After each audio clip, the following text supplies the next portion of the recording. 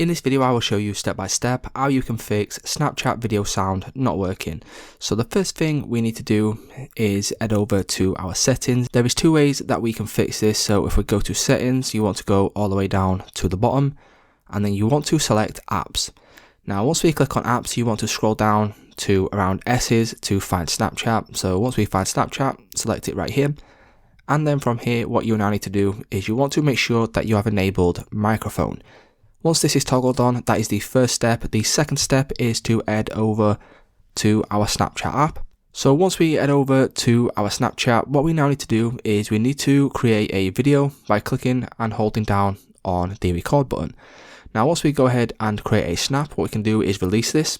And now our snap is now activated and we have recorded our snap ready to put on our story or send to, a contact.